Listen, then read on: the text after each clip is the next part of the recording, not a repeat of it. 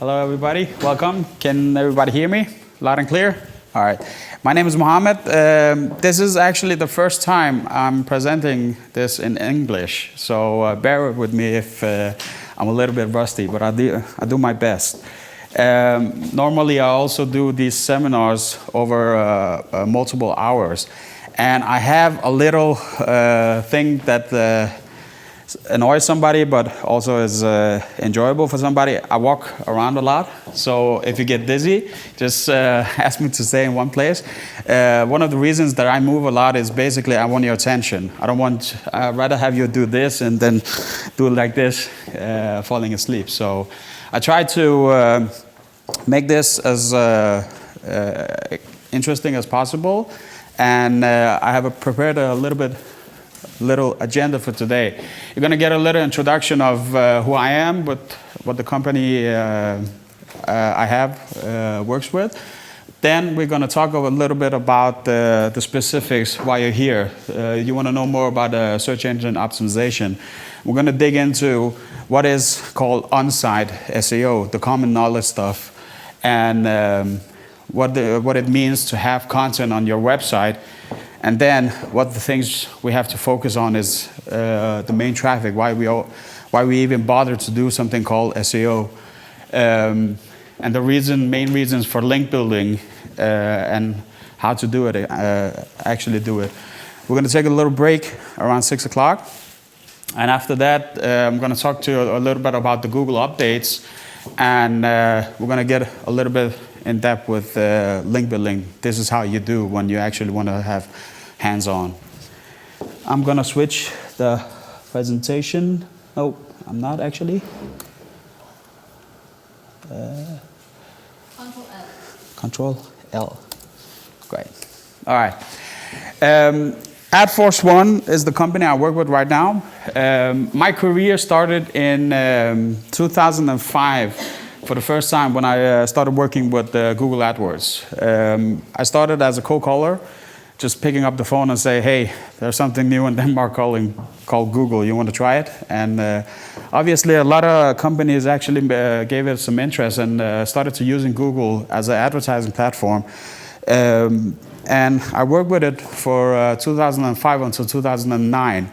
And I managed to go from being a cold caller to actually becoming a technical manager with a month's salary in 2009 of 50,000 kronas a month. And I decided my own assignments in the day because I was the best in the company with actually managing both Google AdWords and Facebook advertising for the company. In 2009, I quit my job in the middle of the financial crisis to start my own company. And I started from my apartment with a laptop and a phone because I had a dream that called that I want to make more than just be an employee at a company that doesn't evolve, that doesn't advance with the clients, with the products. So I started a company from the scratch called Analyzers in 2009. And by 2011, summer 2011, I had grown to a six-man team, big office in the central Copenhagen. And it was actually my biggest achievement. I sold the company. And in just 3 months later, I started the next project called AdForce One because I want to do a little bit more than just AdWords and Facebook, what I've been doing before. And the reason I did this is because nowadays everything is connected. And it's going to be more and more connected, especially when you talk about the online. You cannot just have a website and depend on the great looks of the website in order to get the traffic and get the sales. You can't do that. You cannot put a lot of money in advertising, getting the traffic to your website if it doesn't convert to sales. So a lot of things will be connected even more right now and in the future. And for me, it was like, I don't want to just work with a customer on just some things. That's why said, I hate to be called a SEO expert, because SEO expert is just basically narrowing it down and creating limitations. I want to be called an online expert because I want to work with even more platforms, more areas of a website. So if you have a website today, you need to think about, it's not just the design, it's not just the functionality, it's also how it is optimized for Google, how it is converting the traffic to even customers. So that's why I created the company AdForce One. And beneath this, and from now on, what I'm doing is basically creating individual company that specializes for each area, and then working with each other. And right now, basically our focus is online marketing. And what we do is we work with customers that wants Google AdWords and Google Analytics helps. We work with it on AdFork, on if somebody wants education on how to maintain it for himself, we can provide it through our site called Marketing Bow. We have another franchise which I mainly work on day to day. It's SEO Folk, where we actually work on the SEO part. And Design Folk is helping customers with getting a new website. And right now we're 9 people in the AdForce family, and the next project is basically the one I'm looking forward to is Code Folk. And the main object is when Design Folk, for example, gets a new client that wants a new website, they'll manage all the details about the usability and design, as where SEO Folk steps in and say, hey, it's great that you have a great design and you have the good techniques, but it also should be optimized for Google.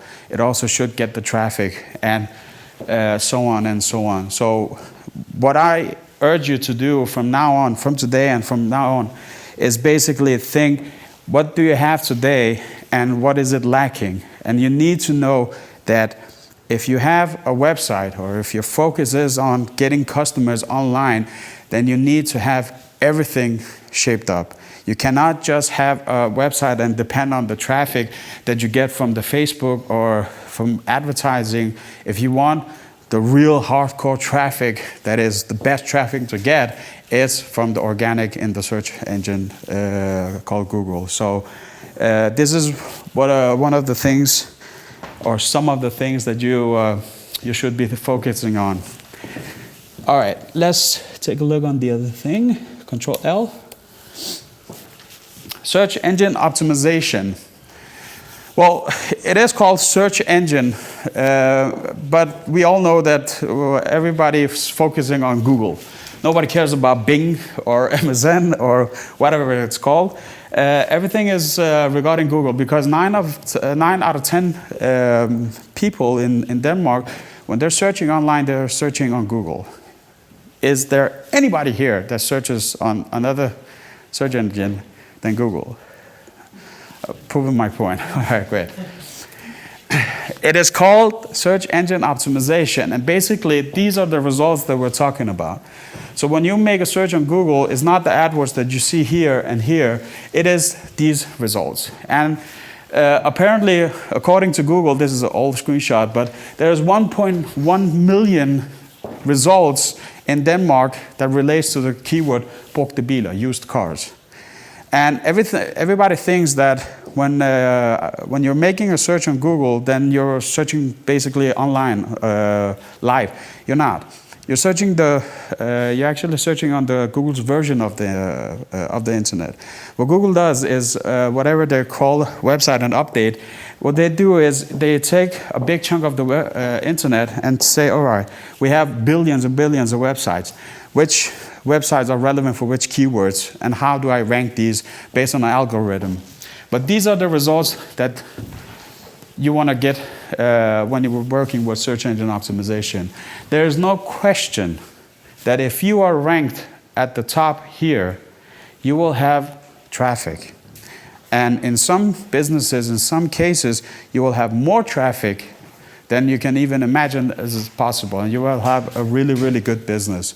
But how do we get there? We'll get that in a minute. Like I said, if you have a website, it's not just enough to have a great design. You also need to have some traffic, because that is the fuel of your business. The great thing about search engine optimization, the organic result is free. So if you're actually basing, if you're getting 1,000 or 10,000 visits from the organic, it's free. You don't have to pay for it. So it is direct access to getting free customers if you know how to do it well. But it's not that easy. It also takes a little bit of time. Does anybody know the difference between on-site and off-site? Have somebody heard it before? Yeah? You know the difference, yeah? Anybody else? So when I say that search engine optimization, I'm saying it because when I show this screenshot, because everybody thinks that search engine optimization is basically only what happens on your website. And that is wrong. If you only depend your rankings on what happens on your website, then you're going to be surprised, because it's not that simple. There are some other factors that are actually involved in the rankings, and this is mainly called the offsite. Whatever happens on the internet, not on your website, but on the internet. We'll get to that in a minute. Structure is alpha and omega. Good content will always be king. All right. How many know vertex? Great.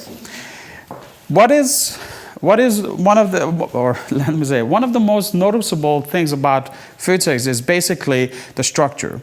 It has a really clear, in Danish you call it the rød tråd. It's very simple. You go in, you go to the department you want, and then you go to the checkout, and then you're gone. You get your product, that's it. But as soon as you go in, Vertex does everything it can to actually manage and navigate you to the correct places. And when you get to the fruit fruit department, you won't find like toilet paper there. You will find fruit. Am I correct? And when you go to the butcher, then you'll find meat, and you're not going to find anything else, a TV or a flat screen or everything. So this is basically one of the things that you have to be aware of when you're dealing with a website. What you have of information should be divided out or pushed out in different sections. It is very, very important. No, it is actually alpha and omega. Why am I saying that? We'll see it in a minute. Because when we visit websites, I tend to see a lot of websites still that actually does basically, they have one page or a very few pages, and then they write everything they do on the main, in the center of this page. In this case, they have divided everything their experience and their services, they have divided it in different sections. This is very important, because most websites will actually just write in here, yeah, we can help you with divorce, we can help you with your will or your insurance or whatever. Just write it as text in one page. That is not good structure. So what you need to do is basically divide it up so you have more landing pages. As many landing pages as possible compared on what you do. In this case, let's take a look. Let me get back to this. When you click on this one, on this link, what you're going to see is basically you're going to be redirected to another page. And when you get to this page, what is the content you're going to see? What is the content you're going to read? Any guess? Yeah, about divorce and how they fix. All right, great.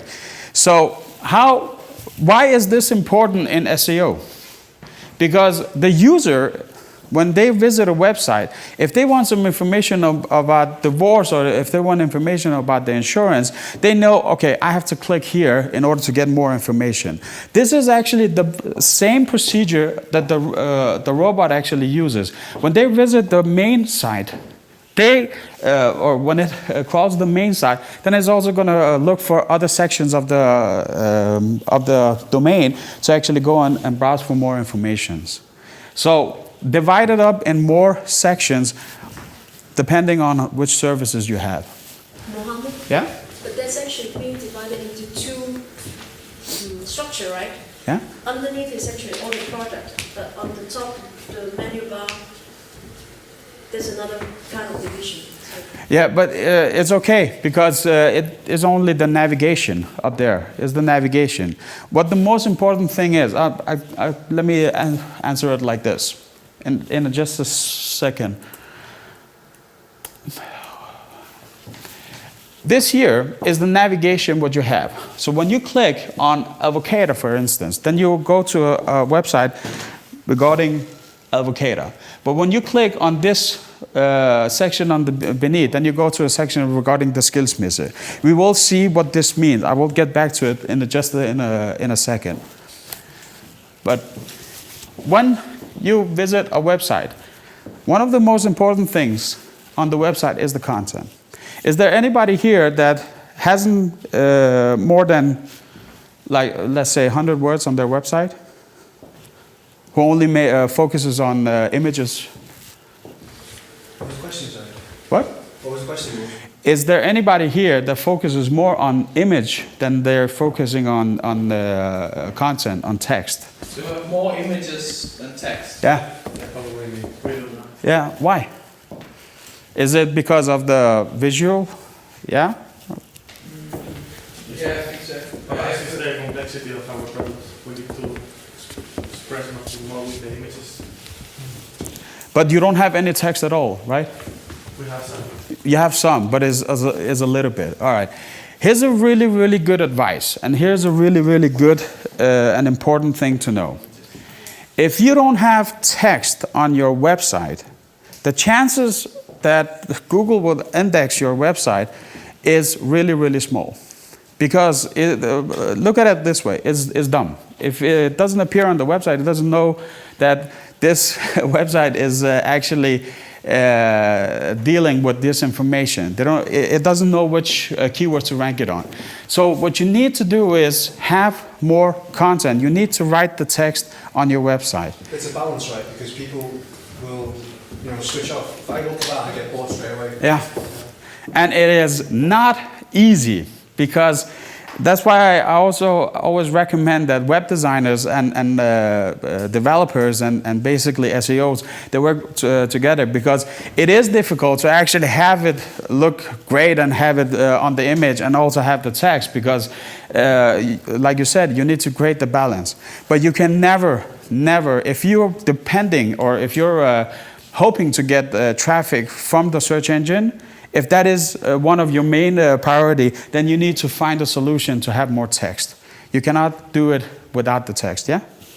But the issue, if you have pictures, is also to write what's on the picture in the text for the picture text. Yeah. Whatever you want to call it. You can call the pictures. Right word for it. Yeah, whatever you call the picture, the Google will also, the robot will also get it. So if you call the picture on the divorce page for divorce, for instance, then Google will get this picture is about divorce, and it will get that this URL that it appears on is also about divorce, but it's not the same. No, but there's also text with the picture, right? Yeah, Yeah. but it is. So it has to be. Yeah, but it is this little of importance. The most important thing is what you write that is visual and centered as much as possible for the user. So if you don't have text on your website, find a way to write the text. How much? You have to write somewhere between 200 words to 400 words. on each page. On each page. Oof, yes, I know. But here's the thing. Don't write more than 400 words. But should it be visible to the Yes, visitors? yes.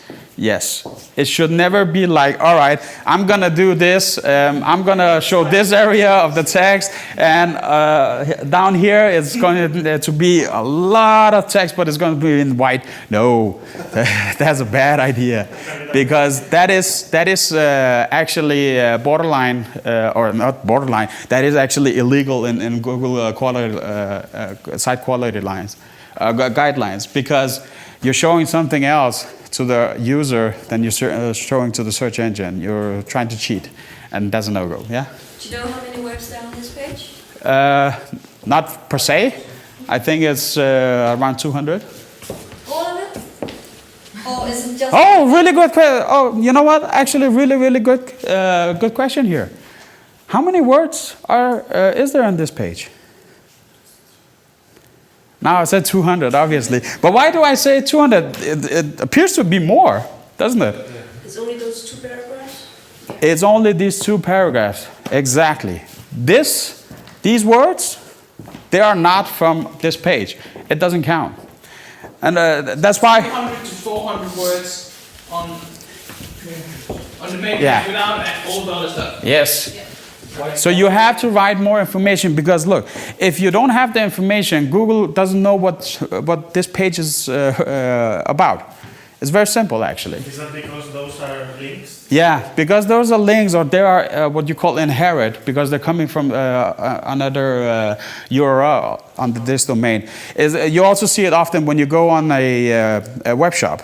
Then you click on the category on the left and you see a lot of products. And under each product, then you have the text. And everybody thinks, well, I have a lot of text. I can see it here. No, this is not for this main URL. These texts are inherited from another URL on the page. So it's not the same. So what you need to do is have text on this page itself. Well, yeah? Okay.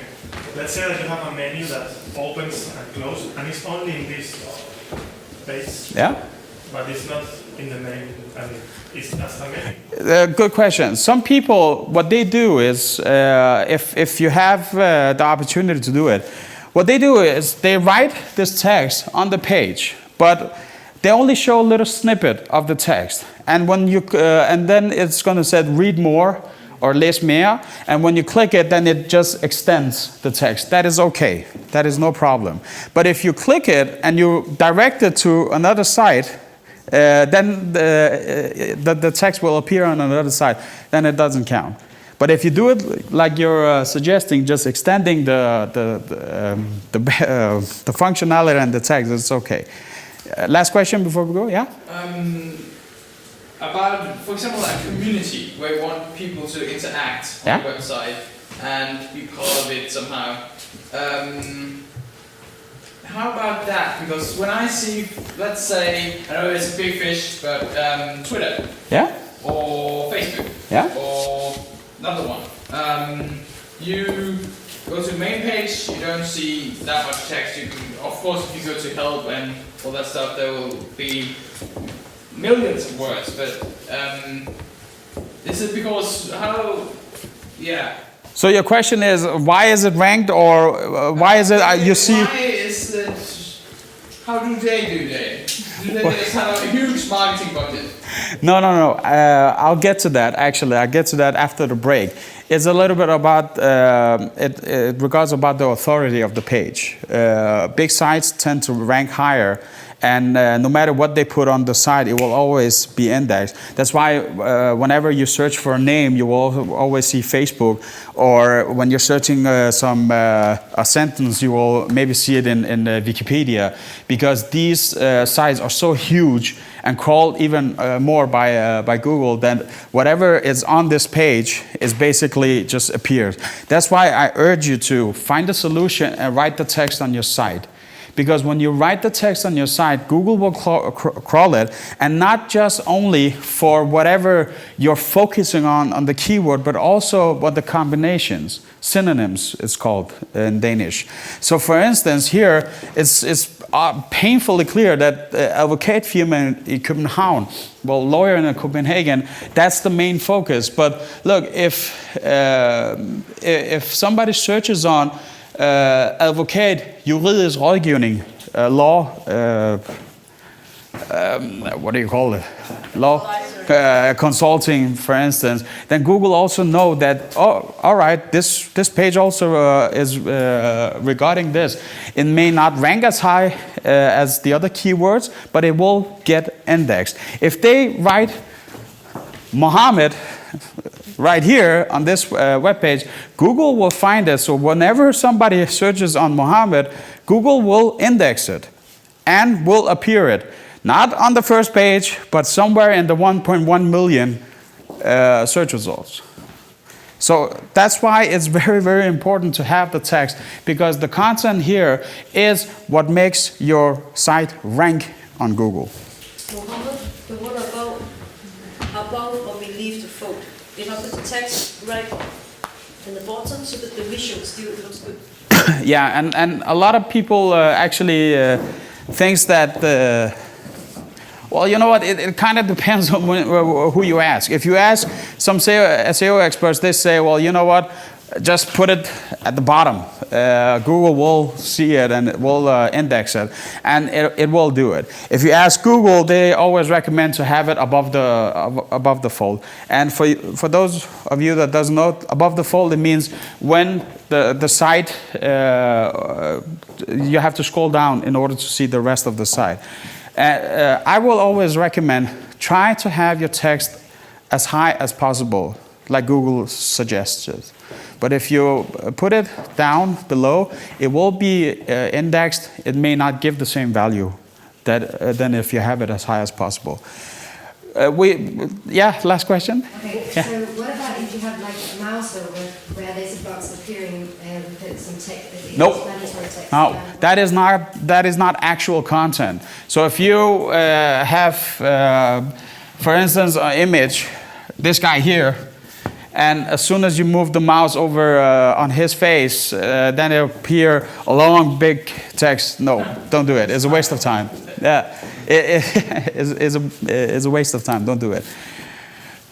This is not how a title tag should be written. It should be written on all websites. And I'll get to why it is so important. But if your site looks like this, meaning that there is no information on this title tag, you can be really, really sure that your site sucks. I'm sorry for the bad language. But it is not search engine optimized. What you need to do, look at all your pages and see, whatever you move the mouse over the URL and see at the top here, you have to see what it writes. And you have to fill this out. The title tag is one of the main and most important things about the on-site SEO. If you ask me, it ranks, or if you have 100% of importance on a website, the title tag and the content goes for like 80 or 85%. So if you have relevant content on your website and you fill out your title tags, you're about as 85% good to go. You see, when you're filling out your LinkedIn information, it says you need to this and this and that in order to get 100%. You need a lot of things. I'm telling you, if you really want to have it easy and have a good and rock solid way to have a good ranking on Google, what you need to focus is basically write your content 200 to 400 keywords and then fill out your title tag. Title tag is very, very important. No negotiations. Yeah? Is it permanent for the whole website, or can it change for depending the internal? No. Every page should have its own unique title tag. So if you have 5,000 pages, you need to write 5,000 title tag. Yeah? Is that easy to do? Yeah. It takes time, but it's easy to do. And when you do it... Will you get to it? Huh? Will you get to it or no? What? Will you get to how it's done, or is it easy to just... Well, every site... No. It should be said like this. Every content management system has its own functionality of doing it. Some content management system doesn't have it, and it requires a plugin. But if you're for instance using WordPress, then you can download a plugin that can help you to give the space where you can actually write it. But most content management systems today have a function that is called SEO or title tag or sidetitel or whatever they call it. But it is it appears on each content management system. It should be. And if your content management system doesn't provide you an opportunity to write your title tag, Whatever you gave for that content management system, throw it out. It's worthless. I'm sorry to say, but it's useless. Is there any system that does it dynamically? Nope. And you should never think about dynamically. Dynamically, white text, all these things will give me goosebumps. No. What does it mean dynamically to do title tag? Well, dynamically is basically a quick way to have a lot of words actually combined to give a sentence. I can give you a really good, easy understanding. When you use Excel, you can have on one of the section you can write something, on the other section write something else, and then on the third section tell it to combine this and this. A lot of systems can provide it, but I wouldn't do it. I would actually think really, really hard about what I write up in here. Why? Because whatever you write in there appears on Google. How fast?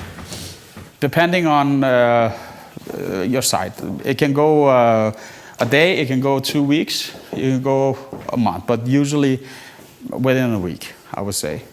But whatever you write in here, whatever you write up in here, why I stress about the importance of it is because it appears, this is what Google shows on the search results. So if you write rubbish or something dynamically or something that doesn't make sense, nobody's going to click on it. That's why it's very important to actually write something good quality.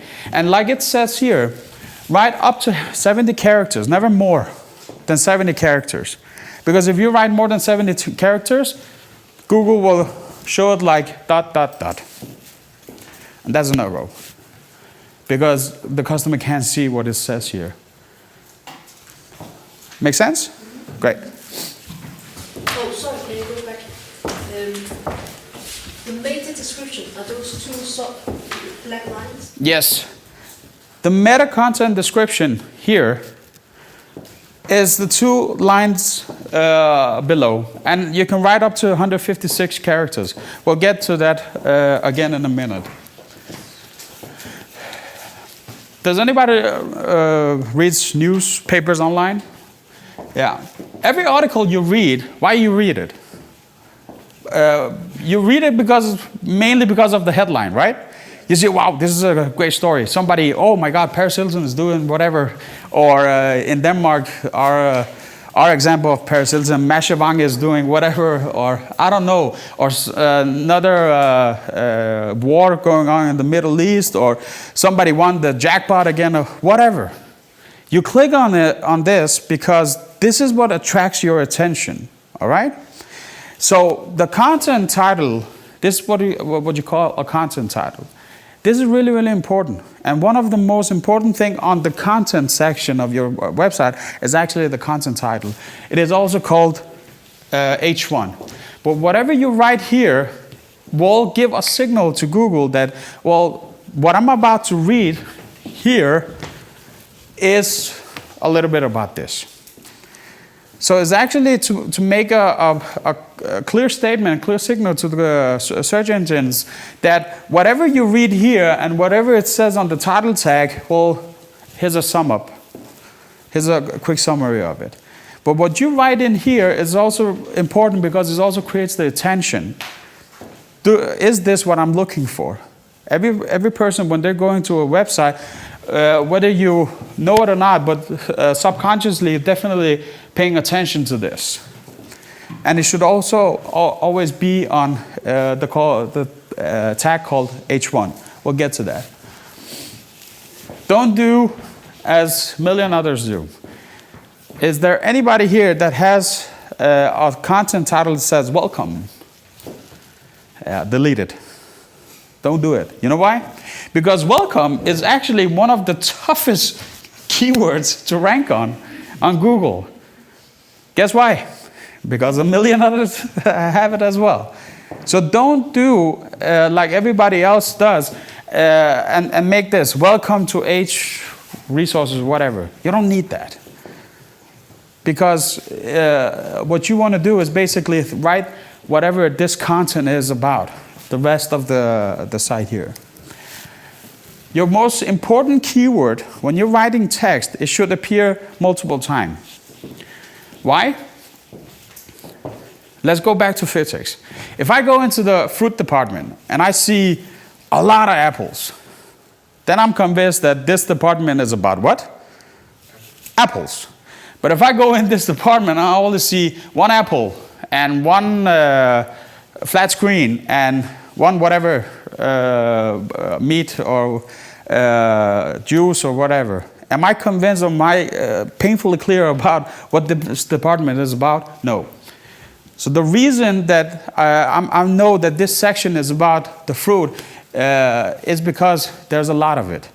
And the same way should you be thinking about the content. So when you're writing your text, make sure that you actually repeat some of the questions or some of the keywords you're focusing on a couple of times. Don't overdo.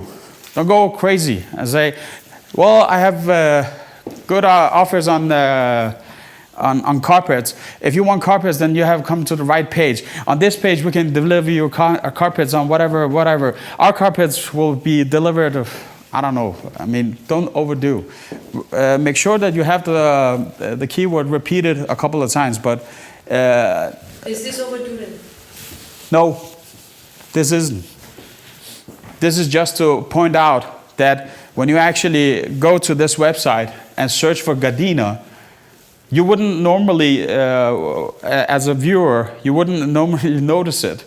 But if you see it here, Gardena is actually pointed out a lot of times. But you wouldn't actually be clear of it if you're just visiting the website. So next time you're visiting a website that actually ranks high, try to see, okay, what did I search that actually found this website on? Try to make a Control F and see how many times it appears, yeah? You haven't pointed out Gardena, for instance, where it doesn't say Gardena, but only part of the word. Yeah. So won't it see that word in Google as well? Where? Like, for instance, in Gardena down there, the second word. And Gardena. Yeah? Yeah. For instance, also here, Panel Gardena. No, where you only say Gardena, Yeah? and it doesn't say Gardena. It's not highlighted. It's not highlighted. Ah, yeah. Is that because Google won't see it if you don't? No. This is just because I make the search on Gardena exact for this to see how many times this match per se is actually founded on this website. But when you write just in Danish you call it ental or flertal. When you write it in plural or write it in synonyms, Google will catch it and it will understand it. And it is the same way here. This says Panel Gardena. It's also understanding that this site is also about Panel Gardena, but it also is going to give a little bit more effect because Gardena is also a part of Panel Gardena. So singular and plural is just as good. It's just as good. But if you can, if you manage to actually have more synonyms or more search combination, that will be also really, really great. And a good example that Matt Cutts gives. Matt Cutts is Google's web spam specialist. He says when you're thinking about a USB drive, some people call it a USB drive, others call it a USB stick. Some other calls it the flash drive. So if you only have one of the search terms on the web on the page, then you're only going to get the rankings for this one. But if you're managing to actually write the different variation of the same keywords, so it also makes sense, then you're also going to support each other. The keywords can support each other without overdoing. And it's just as good. Yeah. Even better, actually. What about the combination of the words? Does it matter if the different combinations close together or anything like that? Yeah, the more combination you can do is actually better. For instance, let's give you a great example. It says here, we can desuden lave persienner, lamel, plissé, rullegardiner og panelgardiner. All right, what they do is here, they just name the different variations of the products they have. But if they had written lamelgardiner, plissé-gardiner, rullegardiner, panelgardiner, then it will be overdoing it. So depending on how many keywords you actually have on the website. So just to be clear here, When I say repeat it a couple of times, it doesn't mean that you have to like think, all right, I have to write this as many ways as possible. Don't overdo. It's not necessary. We get into a checklist on how many percentage you can do it, but don't overdo it, yeah? How do you know what Google will see as a synonym? Will persienna be a synonym for gardenia? Or? Well, a good way to see that is basically when you search on Google for gardenia, you always see related results, related search results at the bottom. It will give you, well, somebody else also search for this, or you might even think about this. You can get a really good idea of that. Otherwise, just go into a synonym dictionary and just write the keyword and say what is suggested, and can I take some of it that's actually going to make sense. That's also translate if you write gardenia and see how it goes. Yeah. And there's also a Google tool where you can see keywords and what's actually been searched on. Yeah. You can also use the keyword Google keyword tool. Does anybody have a URL that doesn't look like this? Does anybody have a URL that says page equals ID 3219? No? Oh, great. You guys are advanced. But because if you have what's called in the old days crappy URLs, you should change it. You should find a solution, or maybe look into your content management system, because what you want to have is what you call a clean URL. Clean URL is basically a good way also to give a signal to the search engine that this URL is regarding this keyword. So what you do obviously is take the most important keyword you have and place it in your URL as well. Internal link structure. This is not only just for users, but also for the search engine robots. Because when I visit this website, well, I know this website is about gardenia, but I'm looking exactly for rullegardiner. And here's a quick way for me to actually click on it and go to the website where I can find more information about rullegardiner.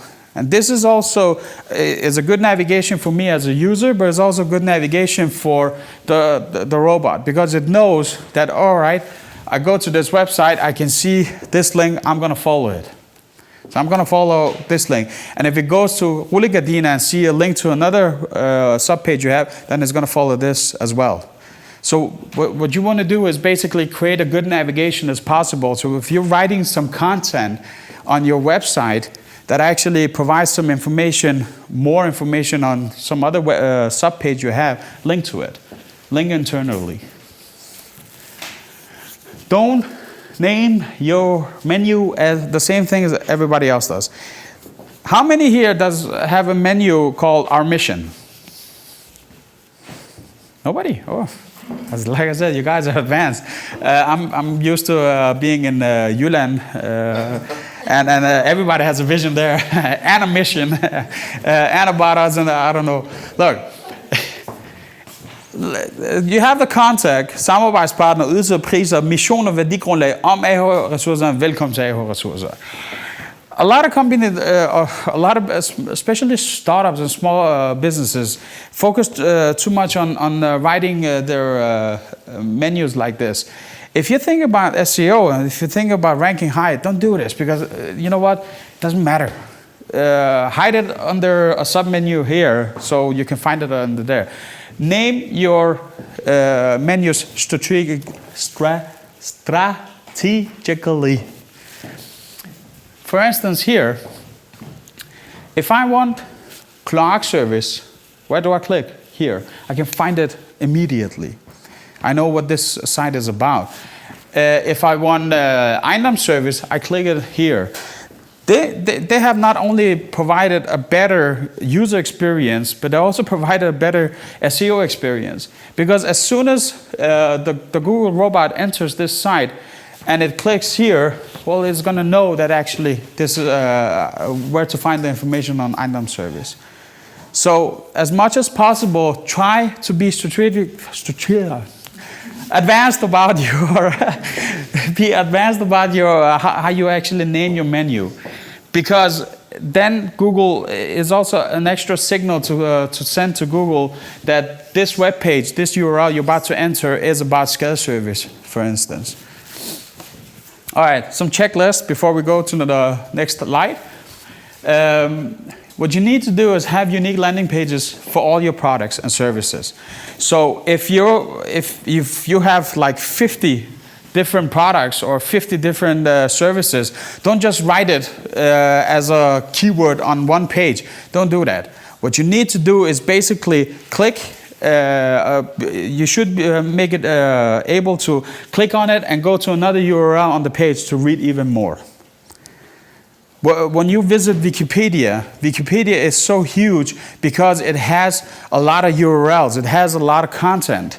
It doesn't just have one page that writes all of the products and services or info. So you need to have unique landing pages. If you have 50 services, then you need to have 50 landing pages, as many as possible. Every page should have a unique title tag, no exceptions. Oh, I don't care if my contact site doesn't appear high on Google, so I'm not going to bother to write my title tag on that. Wrong, because when you have your site filled out with title tag on every single page, you're also going to get some points. And if you have all your websites covered with a great unique title tag, then you're also going to get more points. Think of it as a point system. The better quality you can have on your website, the better rankings you're also going to get. Every page should have a unique meta description content, no exceptions. And yeah, if you have a web shop with 5,000 products, you have to write 5,000 unique title tags and 5,000 unique meta descriptions and 5,000 unique content on the site and 5,000 unique H1s. But I guarantee you, if you do it, even though it's a lot of work, if you do it, you're also going to get the results. You're also going to get the rankings, and you're also going to get the traffic. Your most important keywords should always appear in the content title H1, and content text should be between 100 and 400 words. Does it have to be together, or can it be spread around? The what? Does the text need to be together, or can it be spread around the website? Because what you showed before was paragraphs. Good question. What you can do, for instance, if you don't want to have too much text at the top before looking at the pictures of the product, what you can do, and most CMSs actually provides, you can write some of it at the top, for instance, half of it at the top and half of it at the bottom. Then you're also going to have a good balance between the text information and actually the product information. Like he said, I think it was really great to say it like this. You need to find a balance with it. But you can just write only 30 words on the page. It's not sufficient enough. And I said that right before, 200 to 400. It's also okay if you write 100. It's better than nothing. But you can't go below this. Question, how do you get these numbers? I assume it's like through experimentation, right? Well, it's basically best practice. It's best practice, and is best practice from suggestions from Google itself, from SEO experts. Is also with some experimentation that a lot of scientists has done.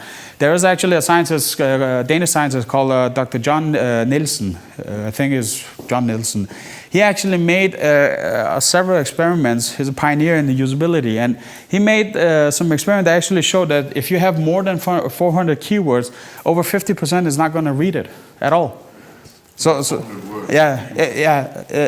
over 400 words. If you have a page that has like let's say 800 words in it, then over 50% of the site visitor is not going to read the rest. So that's why it's also always recommended to try to hold it to 400 words. That's why you also, every time you read an article on a page or on a news site, you're not going to read a big ass article. Normally, you're going to read an article about 300 to 400 words. So that's the top. Then it's. What I know, Google recent years changes algorithm. So from what I know, people try to experiment different stuff to see what are better results. Are you doing something like that? Yeah, all the time, because look, the algorithm also changes a lot, and plus it also depending on the site as a general, because some sites actually rank number 1 and 2, and when you click on it, you go on the page and you see like maybe 30 or 40 words in total. They don't have even that much. So it's kind of depending on a lot of things. But if you want to be on the safe side, and if you want to be sure that you don't lack the content and you don't lack, you're not falling behind, then you should have some text. Whether you do it as 100 or 400 words, it's finding a balance. It's up to what makes sense. Don't write just to write. Don't write because you have to have some content. Write because it makes sense, and write because you have something new and valuable to actually give to the users. If you can't do it, then don't write. Don't write rubbish, for instance. But whether it should be 341 keywords or it should be 100, it's a balance. Just before I take questions, the most important keyword, you can highlight it in bold or in strong a couple of times. Don't overdo. Don't every second keyword should be bolded. No. But if you highlight a keyword, it also gives a signal to the search engine that, well, this is actually important. I should notice this keyword. The keyword density. How many times do a keyword that I'm focusing on should appear? And this is very different from who you ask. Some SEO experts say 5 to 8%, some say 2 to 4%, and some say 1 to 2%. I will always say 1 to 3%. And Google also, Matt Cutts, the specialist, also says himself, don't overdo it, because they know what this page is about. Yeah, just write it a couple of times, but don't go crazy. 1 to 3% means that if you have a site about Gardena and you have written 100 keywords in this page, in this site, then Words, not only keywords. no, 100 words, sorry, 100 words, then the keyword Gardena should appear 1 to 3 times on this page, on this content, this paragraph. Forget your teacher, write to search engine and users. And the reason I say this is because you need to remember that when you're writing something of your service and product, you should always focus on which keywords you also want to rank. So sometimes you have to be a little bit creative on how you communicate your message and your product to the visitor. But on the other hand, remember your teacher, no mistakes, no grammar mistakes. It also gives a bad user experience, but the Google robot is also artificial intelligence. So nowadays it knows that if the site is, if it has too many mistakes, then you're not giving a good user experience. Don't mix too many keywords on the same page. Keep focus. If you have a site about Gardena, then the content should be about Gardena, not anything else. It shouldn't be about chairs, for instance. It should be about Gardena or whatever is related to this. But you could use other words for Gardena. Yes, exactly. You can use synonyms or as many useful information as possible. But like I said, in food text, when you go into the fruit department, you'll see fruit. You don't see like meat or milk or juice. When you use synonyms, does it also apply to the 1-3%? Is it included in that, or is it? No.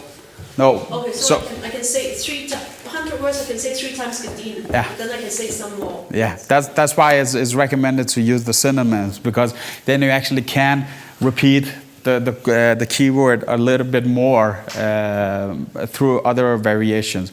But like I said, you also have to be aware of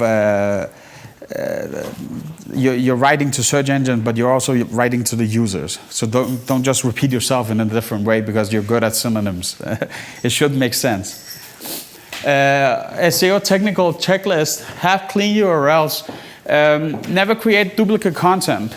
So don't just copy or make functionality that just makes a lot of combination. You need to have as much unique content as possible. Link internally, create a good navigation for the search engine and the users. Link to other relevant sites. You tend to see a lot of websites when you visit it and you read the content, they have a link to a source, mainly Wikipedia, for instance. It's a good idea if you can back up your if you actually can back up your own content by linking to others, to other sites. But don't link just to link. Link because it actually makes sense. Use webmaster tools to keep the track of your site performance. And 404 errors should have been fixed yesterday. You must never have errors on your website. Yeah? I don't understand to never create duplicate content. All right, I give you an example.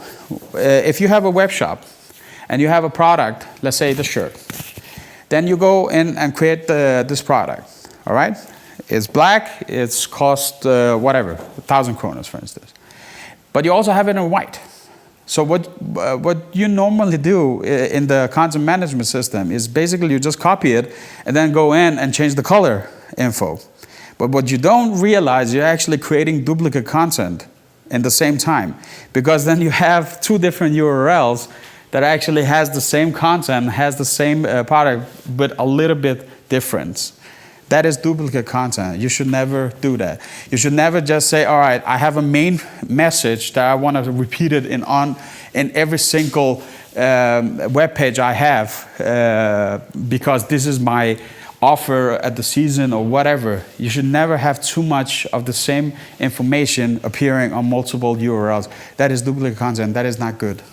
And it's the text we're talking about. Yeah. It should differ. Yeah. Not the pictures. No. It's mainly the texts. The picture is okay, because the pictures, while it is important to have relevant pictures and name it correctly, is still a little bit part of how much it ranks. So it's mainly text, and it's not a little bit text we're talking about.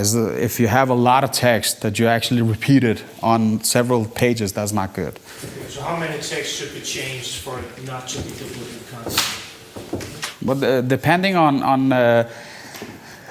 okay, I give you an example. Let's say that you have a web shop that actually sells bikes, all right? Bicycles. But next month, you're actually having a promo on helmets, all right? And if you go in and go berserk and say, oh my God, I need to sell this helmet as soon as possible. And you write like 200 words and you duplicate it on each and every page you have, just because you want to have this message brought out to everybody who visits this website, then you're creating duplicate content. That's a no-go. So if you go overboard, you can never avoid having some things that are duplicate and copies, but I'm talking about if you go overboard. Don't do it too much. Does anybody have the time? 6:30. 6:30. Wow. We need to have a little break, but we get to a break and we'll take the questions afterwards. What we talked about right now is basically only the onside and the common knowledge. I'm sorry, we're going to be a little bit over time. I try to speed it up as much as possible. But when you have the content on your website, what you want to do next is basically going out and building the trust of your domain. And building the trust is what actually gives you the main advantage. What is that gives you the top rankings. Having the content on your website gives you an index. Google will crawl it, will find it, and will index it at some point, at some page. But in order to get to the 1, 2, and 3, you need to have something called links. And links is really, really important.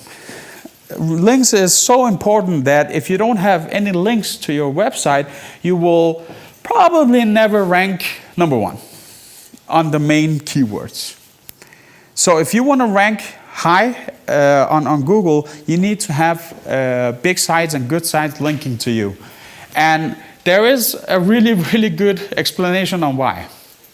If Google ranks you on number 1, then it automatically is recommending your website as the best website on a given keyword.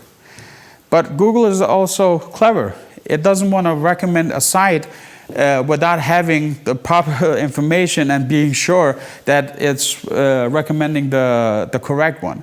So what it does is actually going out on the site and seeing, all right, which other sites link to this. I know this site is about bikes or Gardena, but who else is talking about this site? Who is recommending it? Who is linking to it? And this is one of the things we're going to look at right after 5-minute breaks. We're going to look at how do you get the links, because those are the important factors. And maybe a little bit advertising so that you don't go too early. Let's take 5, all right?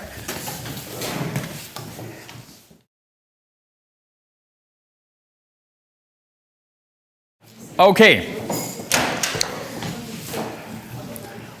What we spent an hour on was only scheduled to be spent like 10 minutes on. So no questions unless it's really, really rubbish what I'm saying and you need to clarify it. Otherwise, let's try to hold the questions at the end because it's important that we get through to everything. Mainly also because that the next thing we're going to look at is a little bit of repetition on the first thing, but also on the next step, link building. The first presentation you actually saw was a presentation of a seminar I did in 2010, and that was 3 years ago. And I've been doing seminars ever since, but some of the same advice appears again, because it's the relevant suggestions over and over. So if we take a look at, just to repeat it and just to make it 100% clear, what we're talking about is title tag. Why it's so important is because whatever you write in the title tag up here is also going to appear on the search results. If you're a little bit unsure on how much is 70 characters, you can use this tool. It's called SEO MOFO. It's called SEO MOFO. I'm going to send this presentation to you so you can provide it. But use this because then you can write your title tag and see whether it is too much or too long or is sufficient enough. And you need to write up to 70 characters on your title tag. And don't go berserk. Don't write everything you want to write. Be specific on what this page is about and what your product is. And don't forget, whatever you write is going to appear on Google. So if you write something that doesn't make sense and not good quality, then nobody's going to click on it.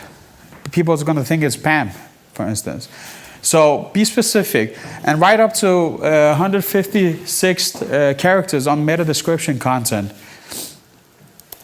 All right. When we talk about the content title, you have the opportunity when you're writing text, you have the opportunity to write different types of or put different types of headings. The most important thing is heading number 1. This is the content title.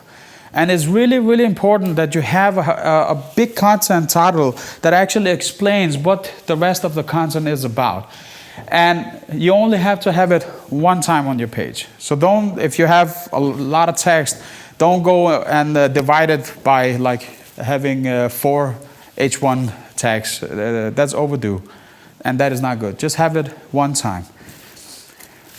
Link internally. So for instance, in this page, what they're writing about Plissé Gardena, and they're also putting a link here that it says, if you want to read more about our Plissé Gardena, then click over here. It's a good navigation for the user and the search robot. Webmaster Tools will look like this once you have it up and running, and every site should have implemented Webmaster Tools. Webmaster Tools is basically a free tool from Google. When you implement it on your site, then it tells you actually how the Google robot sees your website. And it can also tell you if you have a lot of errors that you should fix. For instance, if you have a lot of 404 fejl, in this case, 56,000 times did the Google robot try to find the URL on this site, and it missed. And that is not good, because if you're having a lot of errors on your site, then obviously you're not giving a good user experience, and Google will see negative on it. So try to avoid having any errors on your site. This text, or let me ask you this. Can anybody tell me what this page, this URL, what this is about? Partners? Anybody else? Brands? Clients? Well, you know it, because you can see something here and you can make it rotate and say, well, it's got to be about the brands because I can see all the brands here. But here's the thing, the Google robot doesn't know it.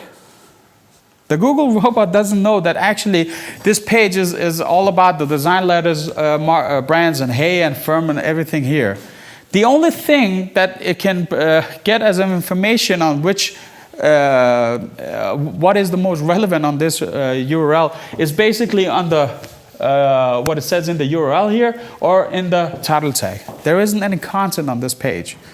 So that is why it's very, very important that you don't just rely on the pictures, what you're showing to the users, but also write a little bit text on the page as well. Like I said, when you go to a web shop and you see that, well, there's a lot of pictures, a lot of text here.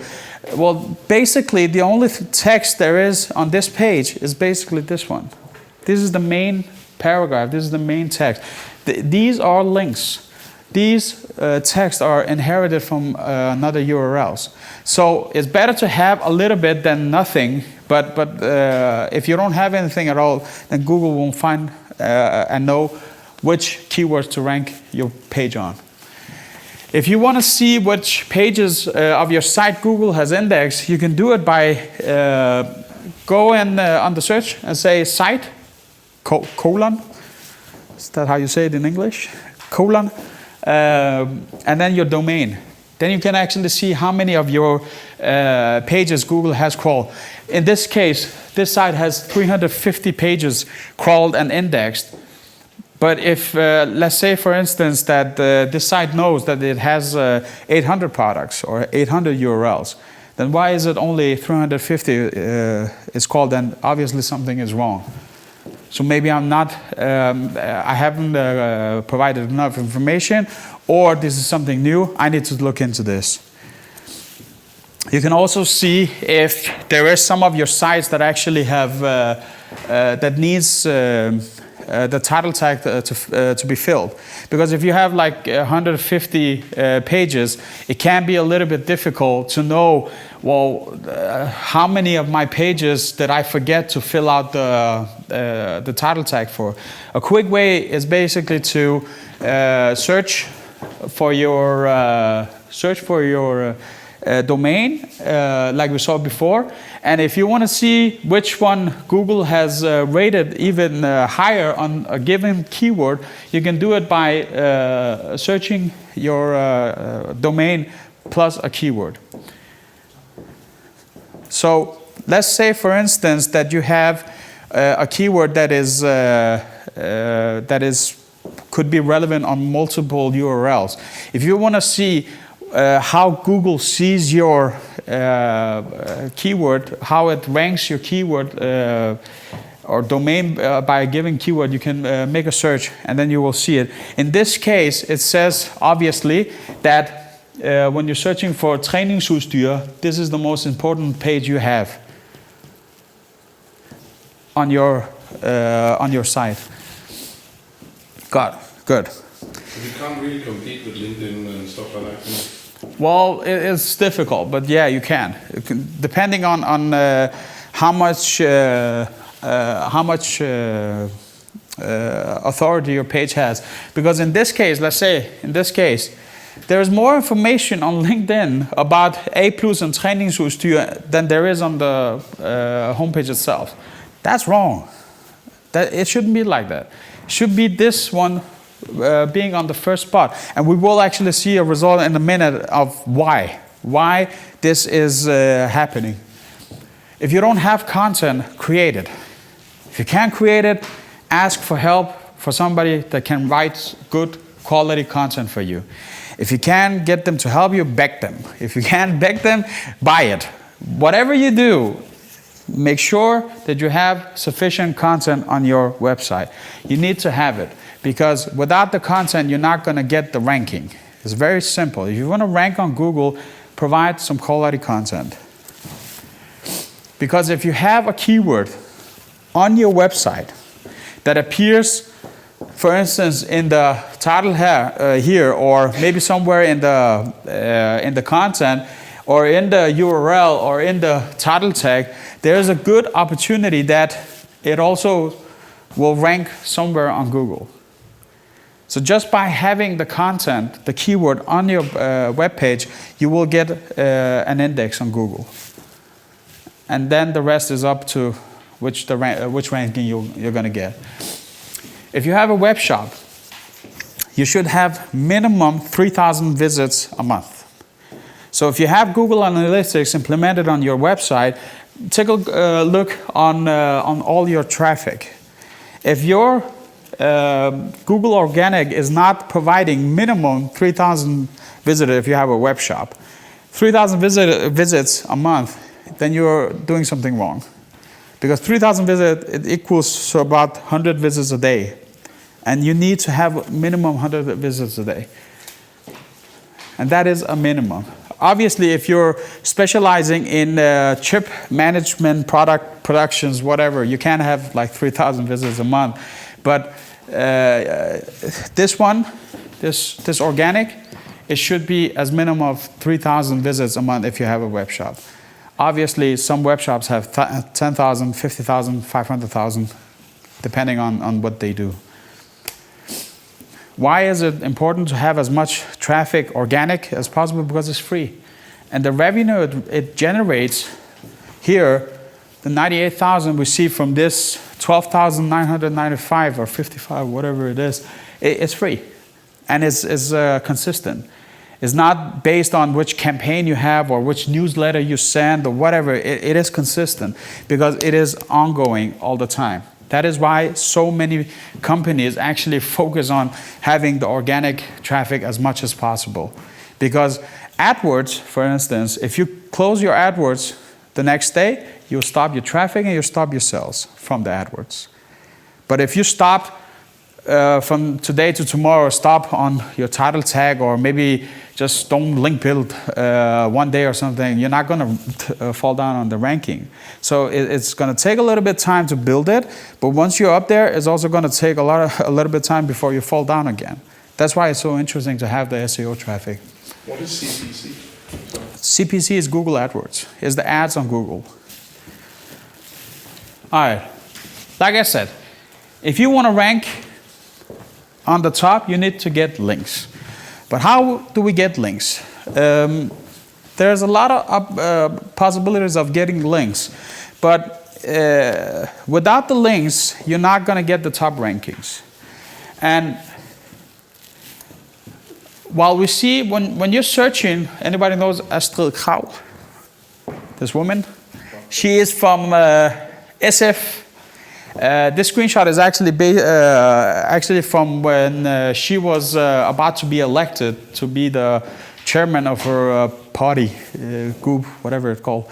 And when you made a search on Google for her name, take a look on which sites appears first.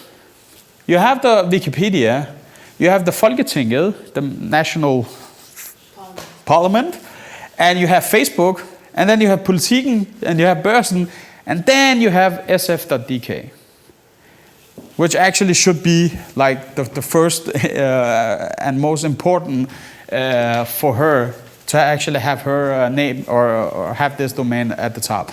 The reason the other sites are ranking higher is because they are more authorities. Google sees these sites as more relevant and more stronger to give the information about this keyword.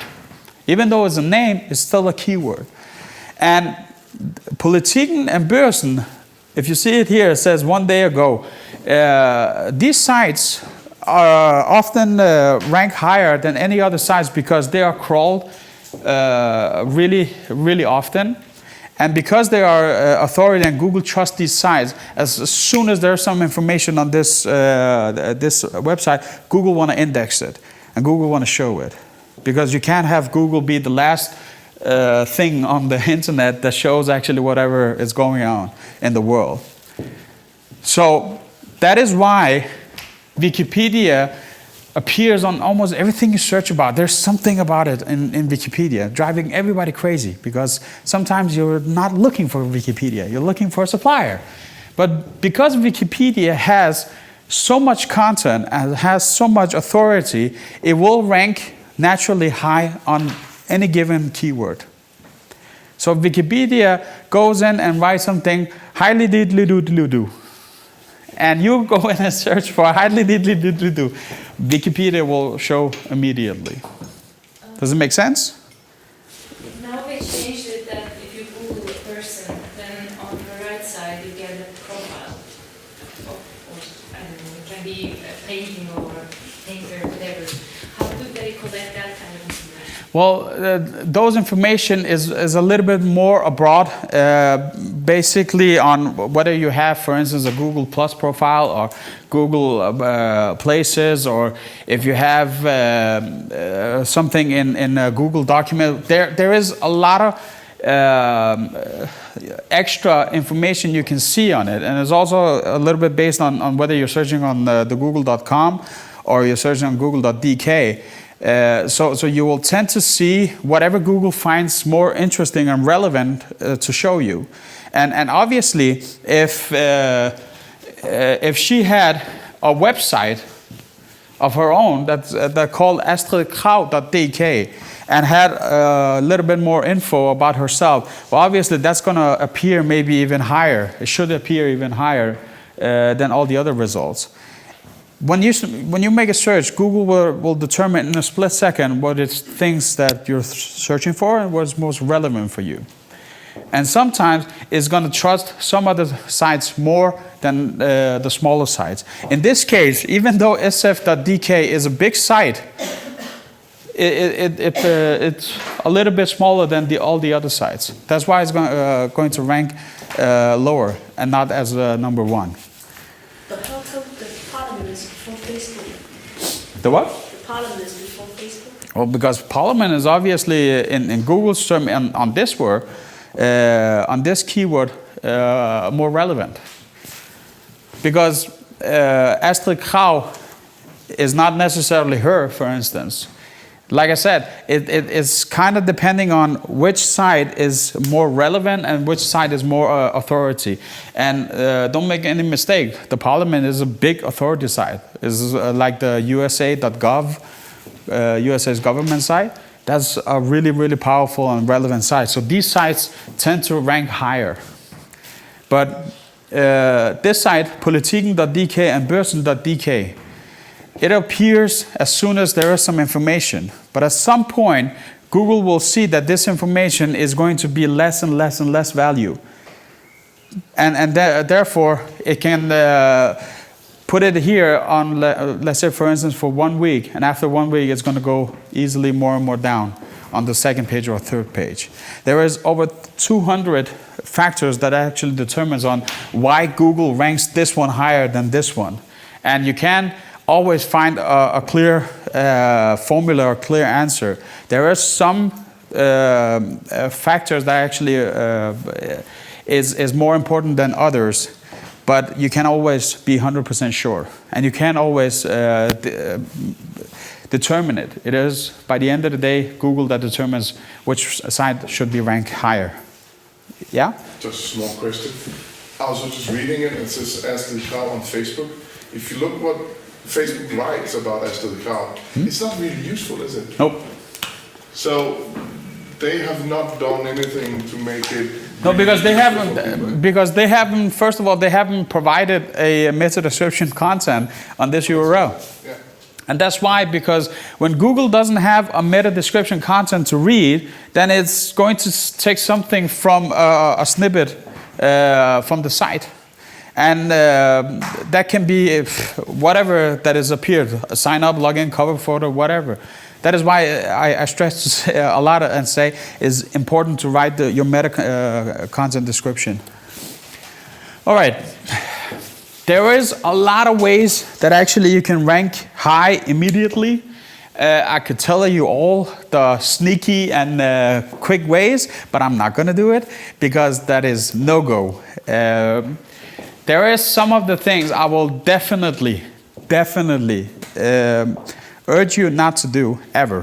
First of all, and the reason that you should never do it is because of the Penguin and the Panda update. These updates from Google is basically in order to provide a better quality on the search results.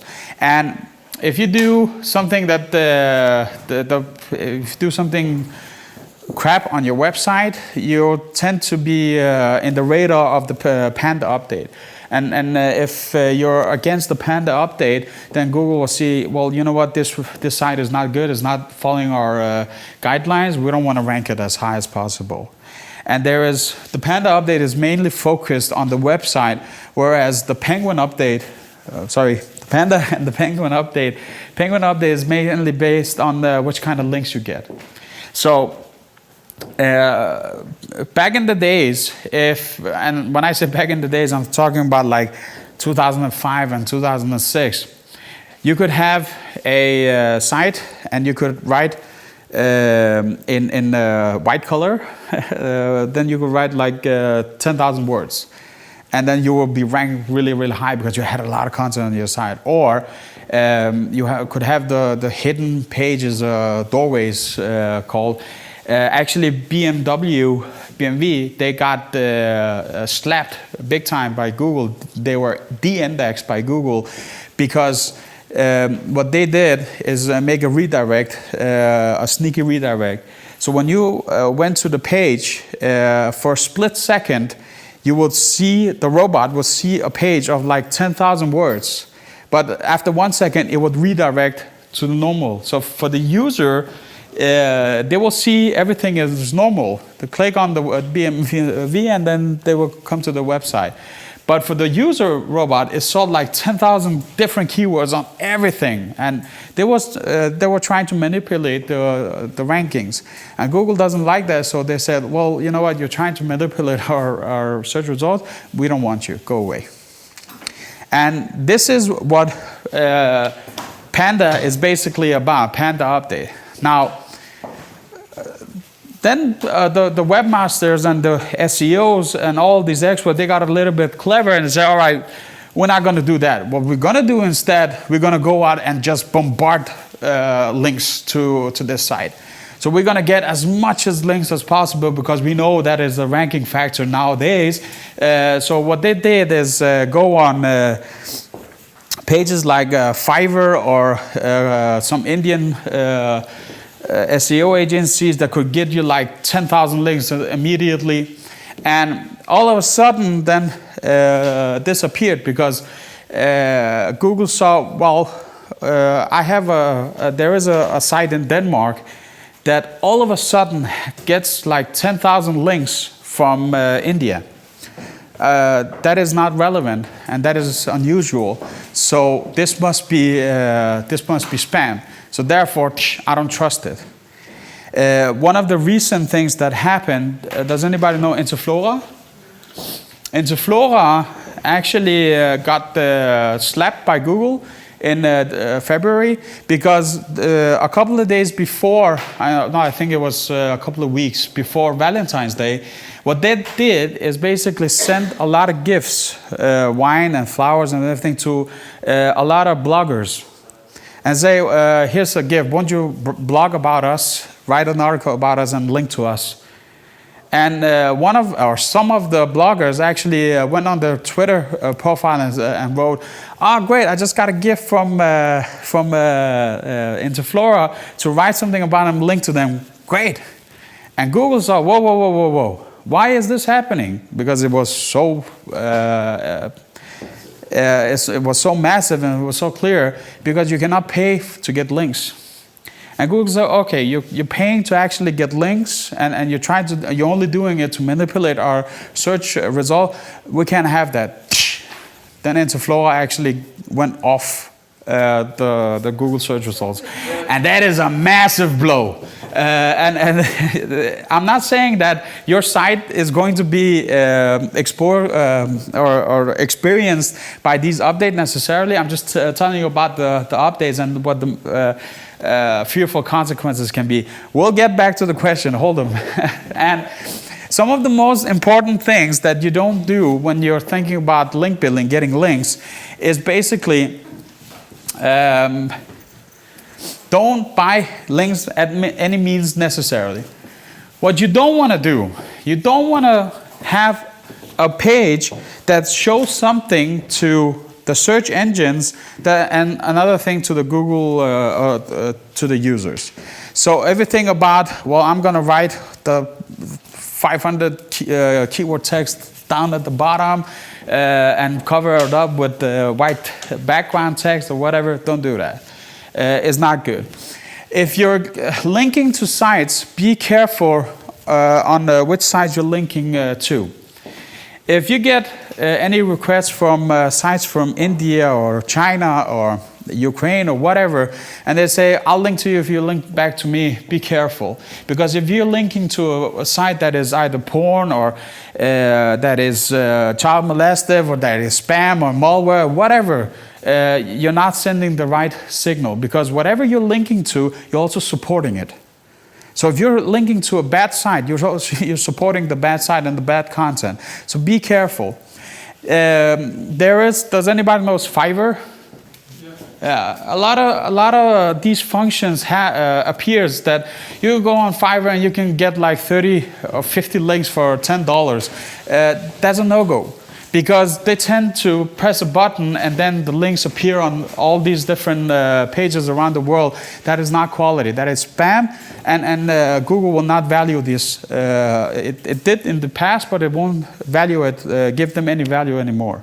So it's a waste of money.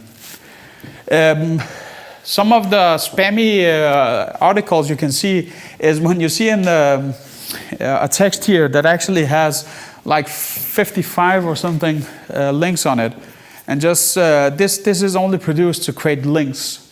Google will not rank this and will not give this value at all. So these things you should definitely stay away from. All right, how do we do? The main purpose of link building is basically one thing: being a trusted site. Google always recommends provide quality content, be a trusted site. All right, how do you get to be a trusted site? First of all, you be a trusted site by having the relevant content. Does anybody know Maslow's behovspyramide? Yeah, we also need where are the needs is basically at the bottom, the main day-to-day needs, and the ego is up here. The main focus you should have is it should be on the content. Why? Because like I said, if you don't have the content, you're not going to get the index. Google doesn't know what keyword to index you on. But after that, you need to go out and get some links. But link building is not just enough, because everybody can get links nowadays. And if you have a good content on your site and I have good content on my site, you have 10 links and I have 10 links, then are you number one or am I number two, or is it back and forth? Which ranking should you be and which ranking should I be? This is difficult to answer, because if two same sites have as much content as the other one, as many links as the other one, what should be the deciding factor? And one of the deciding factors will be, okay, who is getting social? Who is more social active? Who's getting more likes and shares on the Google Plus and on the Facebook? So if you want to have the big rankings, you need to provide content on your site, you need to get links, and then you need to get social. Inbound links, so they migrated from, if it's the same, like say you're selling shirts, if you get links from other places selling shirts, is that better than? Yeah, we get to that. Okay. We get to that. Good. The content, just to be clear, the content is basically when you have keyword or you have some text on the page, then you have, this is my site, where you can see pictures and buy the book and everything. And you see some text or a keyword here in the text, in the URL, in the title tag. This is what we're talking about content. So it's not like you have to build a Wikipedia. That's not what I'm talking about. I'm just talking about that this URL should have some content, some information that gives a good user experience. And then when you have it, just make sure it also appears on the headline and on the URL, on the title tag. That's it. Then you have a good content on this page, on this URL. After that, what you need to do is getting links from different sources. And you cannot just have links from one source. You need to have from different sources. You need to have some databases, some commercial sites, some partner sites, some social media, and then blogs and articles. And if I give you a couple of examples, this is basically an article. How many knows Amino? All right. For those who don't, how many has a profile on Amino? If you don't have a profile on Amino, create it. Immediately, this gives a really, really good link value. If you don't have a profile, it's free to create a profile on Amino and write your profile info. You can link from Amino onto your page. This is a link. And this is from an article I basically wrote on Amino, a little bit article. But this is a link. This is how it actually looks like. Google will pick this up. Google will pick this up. Google will pick this up. And Google will pick these up. Google will see it. So whenever you're on a forum or on a page writing something, if you can create a link that makes sense to your site, create it. Make a link. I'm sorry, I have to change it. Good. Databases, some of you may know this, Open Directory, DMOZ is called. But databases are some of the sites and databases that Google actually searched for. So Google will see, all right, they have a registration on DMOZ. I know DMOZ from way back, so I know if somebody is accepted on DMOZ, they must be a good site. So I give this some points. I give this site some points. Link catalog, there is a lot of these in Denmark as well. And link catalog, some of them have more value than others. A good way to see whether the link catalog has great value or not is basically looking at the page rank. If the page rank is 5, well, obviously it's really, really good because page rank 5 out of 10 is a really big authority. We're talking about that TDC.dk has a PageRank 5. And PageRank is Google's formula to actually rank a site by its trust, by on which other sites links to this one. Danske Bank has a PageRank of 6, and Google.dk has a PageRank of 7. So obviously, if you're getting a lot of links from PageRank 5s, well, then you're actually getting links from good and big sites. That is good. You should do that. Commercial sites, Trustpilot, how many know this? Trustpilot is basically used for two things. One is to give some relevant information on the user experience, but this link here, Besøg Filiokus, this link is actually picked up by Google. And Google will see that Trustpilot is a big authority site that actually links to yours. And this will also give some good link juice and good credit to your site as well. Another commercial site example of this is eMærket. How many know this? eMærket is basically a governmental or a safe stamp, certified safe stamp that when you visit this site, toysrus.dk, then you can be safe on your credit card not being frauded. If you're getting links from partner sites, for instance, Dentist, there is a URL called tandlægeforeningen.dk, which actually provides an overview over all the dentists there is in Denmark. And in this case, well, obviously, this link here is a link that comes in, it gives a really high value. Because first of all, there is a link to your site. But the thing that makes it high value is primarily because it comes from a site that is regarding the same topic that your site is about. So if you're going out and getting links from the internet, what you want to do is get the links from sites that actually have the same content as you. It's difficult, but if you can get that, then you will be in really, really good shape. Obviously, if you can get a link from a competitor, that is the best thing to do. But if you have partners, if you have someone you work with, somebody that writes on about the same things that you have on your website, that's the thing to do. Other sources will be like Kommunikationsforum, for instance. There's a lot of forums on the internet, and some of them is do follow, and some of them are no follows. For instance, the link that you have, the profile that you have on Facebook or on LinkedIn or on Twitter, they are no follow. It means that Google doesn't give any value, SEO value, to these links. But some of them actually has it as a do follow. In this case, Kommunikationsforum is also, some of it is actually do follow. Google follows these links. And it sees that your site is getting a link from a big authority site. Well, obviously your site must be important. Because it gets links from Kommunikationsforum. If your site shows the same content, when you write adfolk without the W and with it, if it shows the same content, then you're creating duplicate content. And you shouldn't do that. So what you need to do is be careful on how your URL appears. It should only appear in one way, either with the three, either like this, or like this. Does it make sense? So one of them shouldn't redirect to the other? One of them should actually redirect to the other.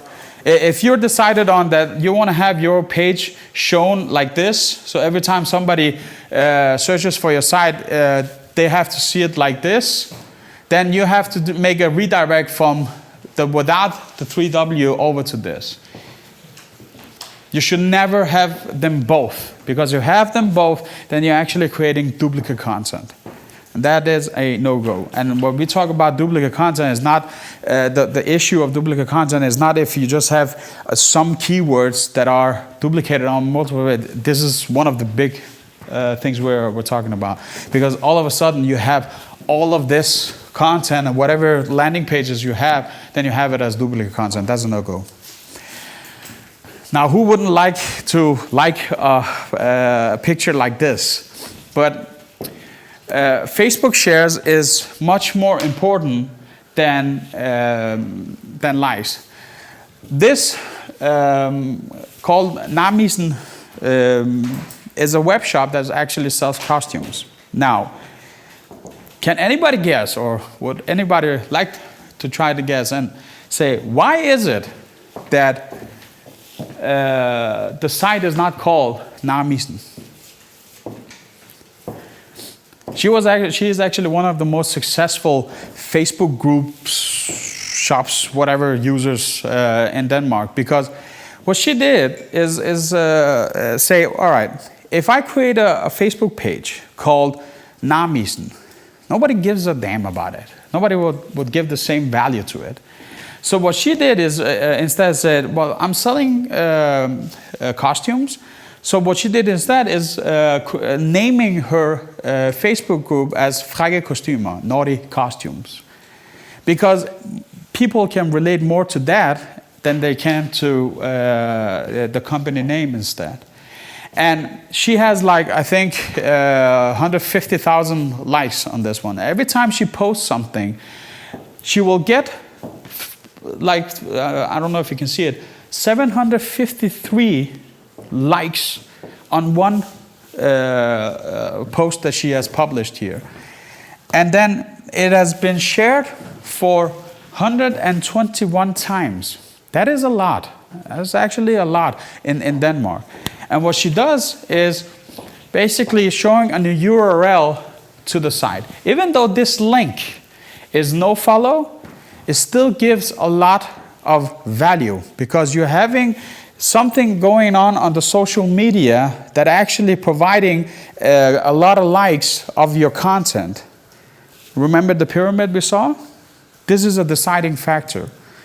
So if you're good at creating a Facebook page that actually gets a lot of people to like it, and most important thing is to share it. The likes, less important. Why? Because the likes I can buy. I can write to a company in India and they will give me 10,000 likes for $20. You could also buy the share.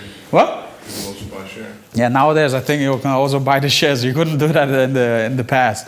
Everything is manipulated nowadays. But basically, when I share something on Facebook, I'm actually giving my consent. I'm actually vouching for this because I want to share this with somebody else. That counts for more than just me liking it. So whatever you do, have focus on not just to publish anything and get some likes.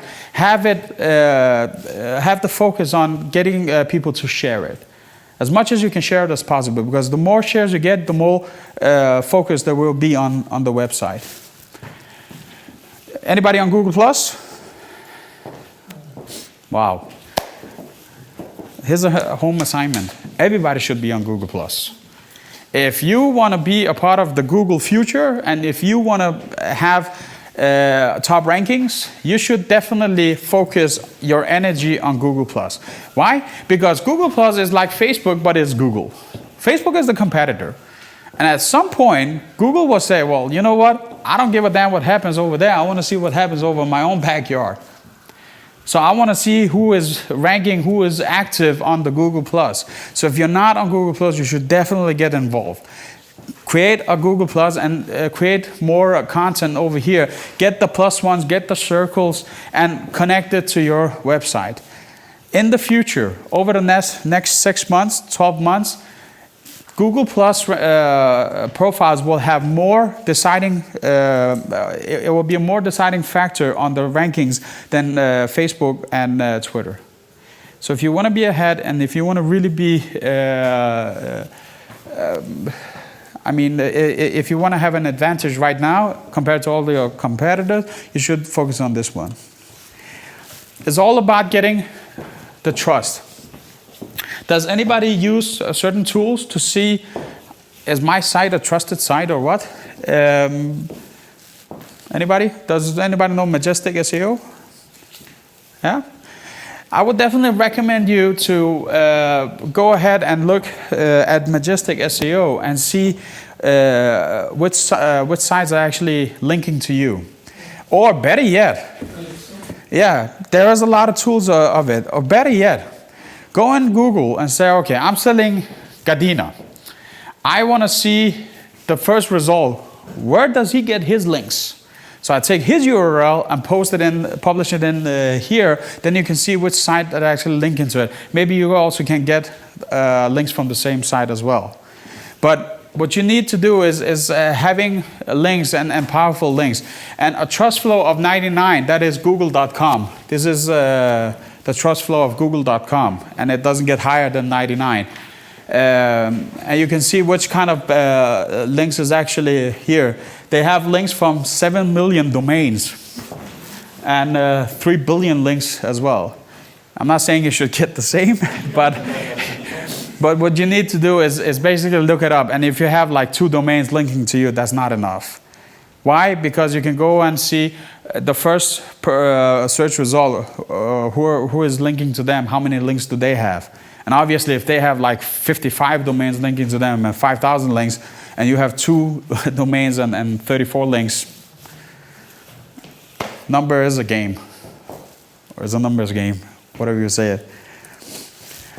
Because one of the reasons that this site is ranked higher is mainly because, of course, the content of the page, but also on the authority. There's no question that Wikipedia gets more links than sf.dk, obviously. And that is why they're ranking higher, even though by the end of the day, sf.dk could be a more relevant, site. So, but if you put your name in the domain name, then I guess you will be on top, right? yeah, because then all of a sudden it shifts the balance a little bit, because it's always about which is the most dominant ranking factor. Is it the links? Is it the domain? Is it the content?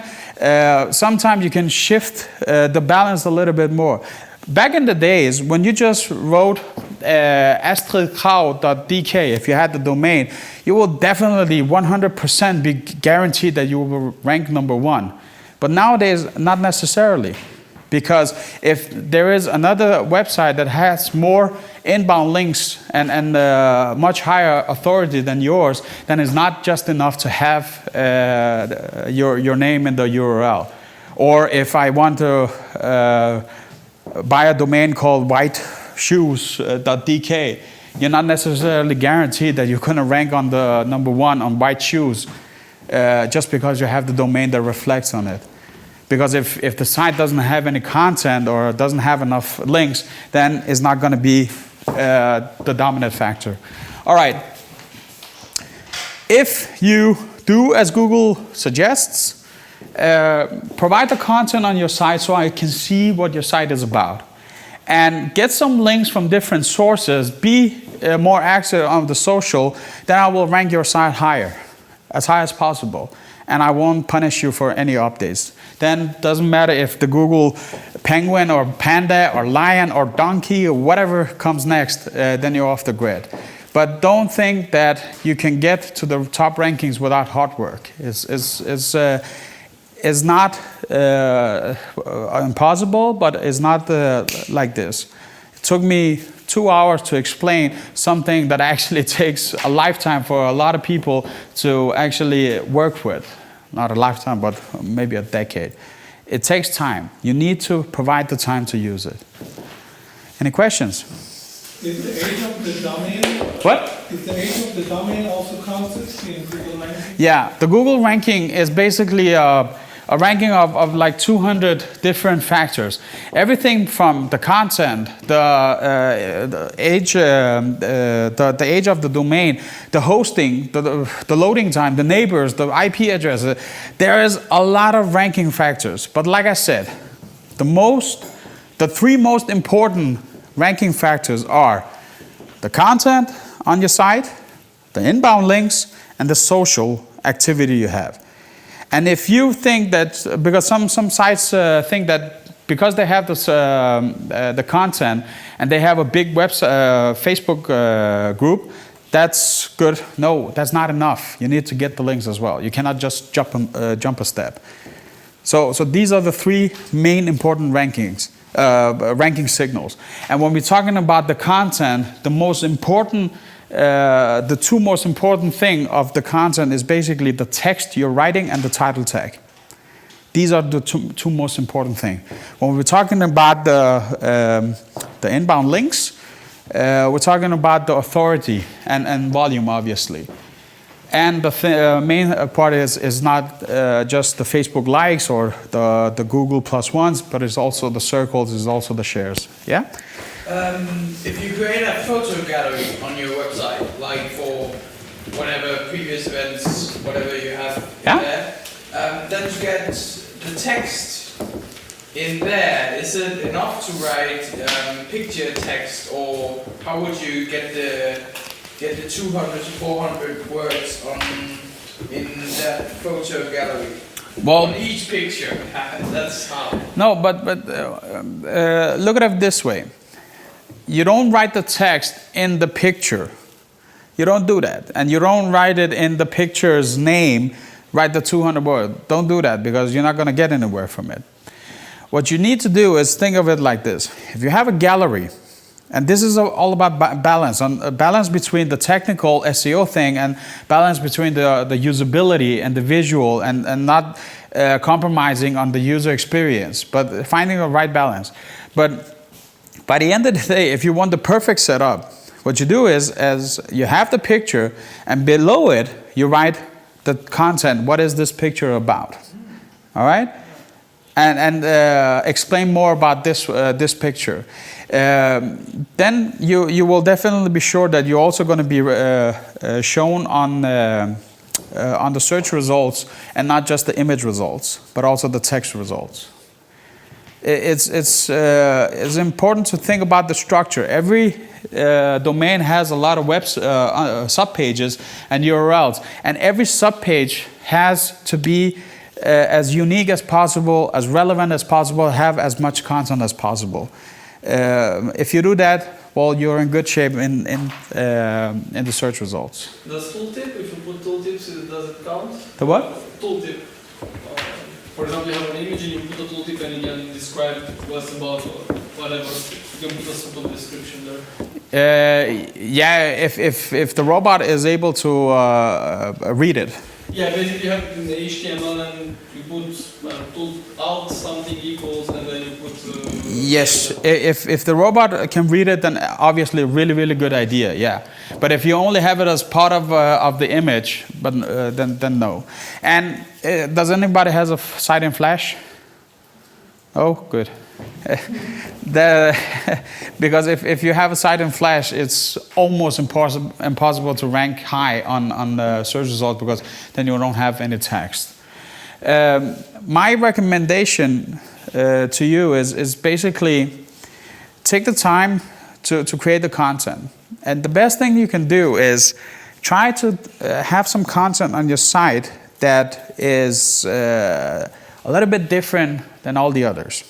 For instance, if you're selling gardina, what do you call it? Curtains. If you're selling curtains, well, there's a good idea that you should write a little bit about what is this? What kind of material is it? What kind of pricing is it? Colors, whatever. But if you want to have your site to be more authority and you want to have it more special and also give you a little bit edge, I will try to see, okay, how can I describe my products even better? What can I provide even more to my customers that actually doesn't, that my the competitors doesn't have? For instance, if I can give a good if I can make a page on good tips on how to wash the curtain, for instance. If I can make a sub-page that describes on how to cut it or whatever. Just give more information on the product, how to use it, Q&As, good things to know. All these things will make your site automatically more relevant, more informational. And the more information you have on your page, obviously the user is also going to browse more and actually trust you more, buy from you and spend longer time on your site, which also reflects on one of the rankings, is basically how long is the user on your site. But the more unique you can make your site, the better advantage you have. If you do the same thing that everybody else does, then it's only the matter of who gets the more links or who gets the more Facebook likes that he has purchased from a country from the east, whatever, yeah? Okay, when I bought my domain, I didn't know, but my domain was before used by a nightclub. Yeah? So if you look the brand in Google, it comes still some of the spots. Yeah. So let's say that Google has penalized this .com. Yeah? So can I get also consequences from that, or Google knows that it changed the owner? Well, if you for instance purchase, and this is really advanced link building we're talking about, but if you purchase a domain that has been used before for something else, obviously this domain has some sort of trust, some sort of authority, some sort of history. If it's good history, then whatever you put on it, then obviously it's going to be a good value for you as well. So if you take over something that is in good shape already, like buying a store, if you're buying a company or a store that is in good shape and has a good reputation, well, obviously you're going to have success as well. But if you buy something, or maybe like you're buying a house and all of a sudden you go to the basement, you see shit, everything is falling apart. Well, then obviously the bad history and bad reputation follows as well. I wouldn't, if a site has been penalized or some sort indexed from Google, I wouldn't bother to actually use energy to buy it or put something on this page, because the cleanup is going to be more expensive and time. It needs more time than if you start from scratch and building authorities on a new site. So, How can we find out? what? How can we find out where the site's being penalized? Well, one of there is a way you can do it. Not to, I need to finish this. One of the things you can do is basically see, okay, if there was something on the site that actually was the reason that I got de-indexed, or the domain that I got de-indexed or penalized, remove it. So the site follows the guidelines. If it's because the Penguin update, because all the links it was pointed to it, that was crappy links, and it was clear that this site was going out and purchasing links from all low quality links. A good way to do is go into the webmaster tools and disavow the links and say, Google, I don't know these links where they come, but please disregard these links. I don't want to have anything to do with these links anymore. And maybe Google will say, all right, okay, you're going to get indexed again. It's quite difficult. It kind of depends on why the reason for a domain's penalized was. If you want to see whether it's because if you want to see whether it's because it's the links that's giving you bad value, use Majestic SEO. Type in your domain and it will tell you, like I said here, it will tell you which kind of links you actually have pointing to your site. And then you can open the sites and see, well, is this link good, bad, what is it? Yeah? But can I check before? So can I check the domain name before I buy it to see if it's being penalized? Yeah. Yeah. Well, like I said, if the domain already exists and it has content on it, then you can check it in a really simple way. Type the domain in Google and see what appears. If the domain doesn't appear on Google, well, obviously something is wrong. Either Google can't access it or it's because it's been penalized.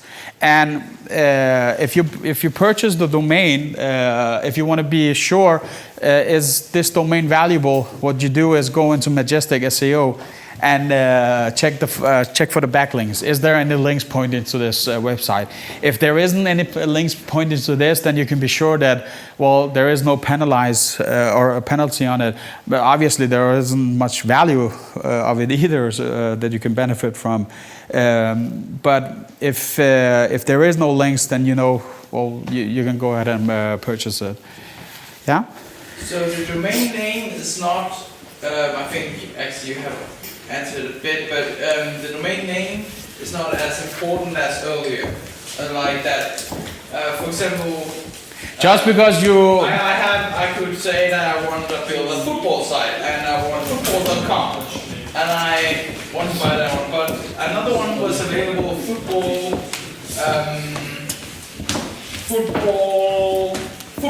was or whatever was available. So nowadays, what you're saying is that the domain name is not that important anymore. You're not guaranteed to have the top rankings just because your domain name reflects on the product or the keyword. Back in the days, yeah, it was really easy. Just purchase the domain that replicates the keyword you want to be ranked on. But nowadays, no, because everybody can do that.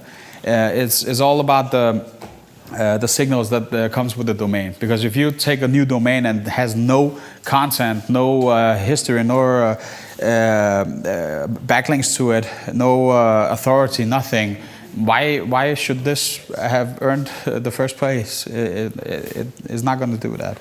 So it's not just a couple of ranking that makes the whole thing. Is a lot of things, but like I said, the three most important steps for getting the top ranking is having the content on your website, getting the inbound links, and be active on social. And the two, when we're talking about content, the two mainly important things on the content is your text in the paragraph and is the title text.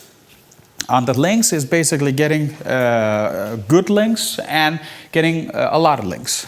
And on the social thing, be on Google and focus on shares and obviously circles and plus ones. And hopefully you will get the top rankings, because that is where you get the customers, is on top of the Google nowadays. Any other questions? I have a small one, but we were talking about taking over domains and so on. But what if you change your system that makes the, what you call it, the URLs and so on? So if you change your CMS system, Google will already have indexed a lot of things, but they're not there anymore. No, if you change first from one CMS to another CMS, obviously you're getting a new registration on Google, basically. But if you keep your URLs structure, if you don't change the URLs of the subpages, then you're fine, because Google will remember these are the URLs with the content like this. But if you change your URLs, for instance, if you go from ID equals 25 to go into /gardena.html, well, obviously what you need to do is make a redirect and tell Google that ID equals 25 that used to be here is moved to gardena.html. In this way, Google will know, all right, I'm trying to look for this, but now I can see it's moved to here. If you don't make the redirect for all your pages? Yeah. And if you don't make the redirect, then Google will see, where is it? I'm trying to find ID 25. It's not here. Well, obviously this can't be on the site anymore. So bye-bye. I'm gonna remove this ranking. So it's very important that you made the So if I want to keep the ranking, yeah, I have to redirect. Yes. I don't mind losing the ranking. It's not a problem. Yes, exactly.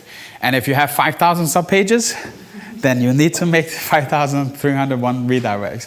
Yeah, it sucks, I know, but that you have to do. And that's also one of the reasons that some sites are really, really big and successful on Google, because they take these things seriously. But if you if you change your content management system, be sure that you actually change to a system that is SEO friendly, meaning that if the code on this content management system is really heavy and is not really optimized for search engines, then you can actually, even though you keep your URLs and keep all the content, you can actually experience ranking that are dropping.